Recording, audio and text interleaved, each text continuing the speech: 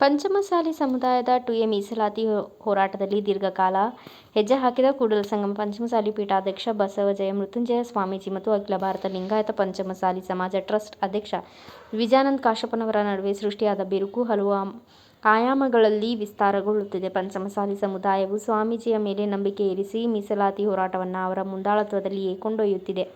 ಆದರೆ ಇಡೀ ಹೋರಾಟದ ಸ್ವರೂಪವನ್ನು ಸ್ವಾಮೀಜಿ ದಿಕ್ಕು ತಪ್ಪಿಸುತ್ತಿದ್ದಾರೆ ಎನ್ನುವ ಗಂಭೀರ ಆರೋಪಗಳು ವ್ಯಕ್ತವಾಗುತ್ತಿವೆ. ಇದಕ್ಕೆ ಮುಖ್ಯವಾಗಿ ಕಾಣುವ ಕಾರಣ ಮೀಸಲಾತಿ ಹೋರಾಟದಲ್ಲಿ ಗುರುತಿಸಿಕೊಂಡ ಕಾಂಗ್ರೆಸ್ ಮತ್ತು ಬಿಜೆಪಿ ಪಂಚಮಸಾಲಿ ನಾಯಕರು ಸಮುದಾಯದ ವಿಚಾರದಲ್ಲಿ ಮೇಲ್ನೋಟಕ್ಕೆ ಒಗ್ಗಟ್ಟಿನಿಂದಿರುವಂತೆ ಕಂಡರೂ ಪರಸ್ಪರ ರಾಜಕೀಯ ಕೆಸರಾಟದಲ್ಲಿ ಮುಳುಗಿದ್ದಾರೆ. ಒಬ್ಬರನ್ನ ಕಂಡರೆ ಒಬ್ಬರಿಗೆ ಆಗದ ಪರಿಸ್ಥಿತಿಯಲ್ಲಿ ಕೆಲವರಿದ್ದಾರೆ.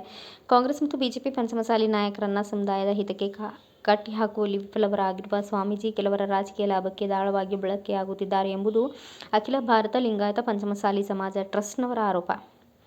ತಾವೇ ಮಾಡಿಕೊಂಡ ಎಡವಟ್ಟಿನಿಂದ ಪೀಠವನ್ನೇ ತೊರೆಯುವ ಪರಿಸ್ಥಿತಿ ಅವರಿಗೆ ಎದುರಾಗಿದೆ. ಇದಕ್ಕೆ 2A ಮೀಸಲಾತಿ ಹೋರಾಟ ಸಾಗಿ ಬಂದ ಹಾದಿ ಅವಲೋಕಿಸಿದರೆ ಇನ್ನಷ್ಟು ಸ್ಪಷ್ಟತೆ ಸಿಗುತ್ತದೆ.